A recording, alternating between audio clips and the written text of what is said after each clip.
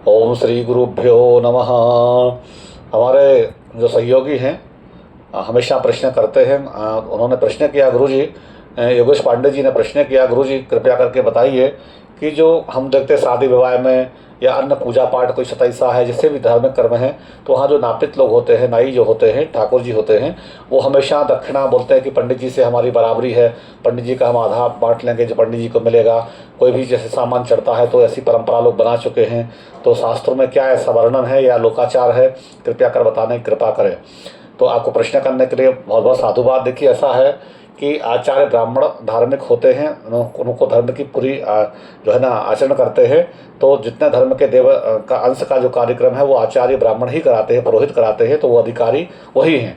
और बाकी जो आप कर्मचारी के रूप में सेवक लोग हैं, नापित लोग हैं, जो भी अपना कार्य कराते हैं, उनको उनका परिश्रम जो जो जजमान बुलाते हैं वो उनको देते हैं। और बीच बीच में जब कोई मंगल कार्यक्रम होता है, जो विधि होती है, उसमें उनको निछावर दिए जाते हैं, मैंने घुमा के बर कन्या को दिखा के और निछावर चढ़ाई जाती है, निछावर उनको दक्षिणा दी जाती है, निछावर मतलब उनको पैसा दिया जाता है।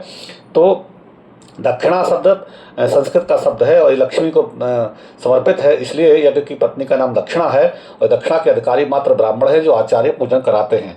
तो शास्त्रों में भी ऐसा आया हुआ है कि आर्तिक्यो तु यत् द्रव्यम आचार्य वेदयेत मोहादनापितम दत्वा पूजा पुण्या तुजुच्युते भवेत, पूजा पुण्या चयुते भवेत। अर्थात अगर आप पूजा की दक्षिणा या जो पूजा में आपने आचार्य को आमंत्रित किया है, उनकी दक्षिणा पूजा का जो भी भगवान का देव अंश है वो ऋषि लोग भी नहीं पचा सकते, ब्राह्मण लोग भी नहीं पचा सकते, तो आप दूसरे को कैसे दे सकते हैं। तो जो लेगा वो भी दोषी है, और जिन्होंने दिया जो कार्यक्रम कराया उनका भी फल घट जाएगा, उनको भी फल नहीं मिलेगा। तो क्योंकि पूजा पुण्यच्छ युते भवेत, अर्थात जो पूजा का पुण्य है वो आपको उससे अच्युत हो जाएंगे, आप निष्फल हो जाएगा।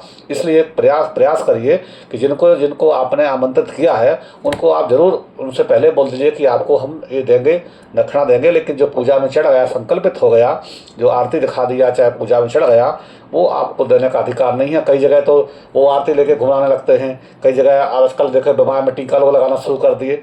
ये सब अशास्त्रीय चीज़ें हैं और ये इसमें बस ऐसा नहीं करना चाहिए कि हम जो है एक जो किसी परंपरा को हम गलत परंपरा का समाज में निर्वाह करें। तो ऐसी चीज़ें हमने देखा है कि श्राद्धों में भी लोग बंटवारा करने लगते हैं कि भाई हमारा है, जबकि गरुड़ पुराण में लिखा है कि यदि जिस आचार्य को आपने दिया है अगर दूसरा कोई ले लेता है तो श्राद्ध निष्फल हो जाता है। तो एक ही आचार्य को दें, उसका बंटवारा नहीं करें और न किसी को दें। अब चूँकि समाज में आचार्य होते हैं, अगर वो नहीं देते हैं तो वो लोग लड़ाई झगड़ा करने लगते हैं कि बाबा लालची हैं, और समाज वाले भी बोलते हैं कि बाबा वो तो होता ही है, आपको देना चाहिए, हम तो आपको दे दिए, आप जो करिए। तो जजमान की भी ऐसी मन स्वीकृति हो जाती है चुप रहने से, जबकि वहाँ जजमान को खड़ा होकर खड़ा, मैंने जजमान का ये अधिकार है कि जब तक ब्राह्मण के घर में जो आपने दिया नहीं पहुँचा तो उसकी आप जो है अधिकारी, आप उसके जो है ना जिम्मेवारी है आपकी।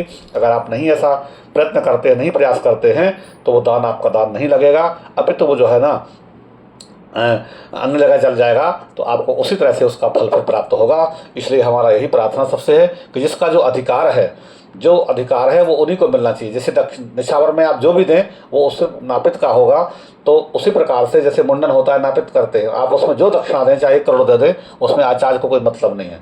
तो इसी प्रकार से सबका जगह बटा हुआ है। जो देव अंश है, देवताओं की जो दक्षिणा नाम संकल्प किया गया है, आरती का है, पूजा किया, पंडित जी आरती करेंगे और दक्षिणा देंगे आप, माने तो इस तरह से उचित नहीं है। आप दान करना, सहयोग करना, हमारा इसमें नहीं है कि आप गरीबों को सहयोग करें, वो खूब करें, जितना करना है करें, लेकिन जिसका जो अधिकार है, जो मंत्रों का अधिकार है, जो देवताओं का अधिकार है, वो आचार्य ब्राह्मण पुरोहित को ही है। अतः हम सभी से यही निवेदन करेंगे, कृपया इन चीज़ों का हमेशा ध्यान रखें। अस्तु।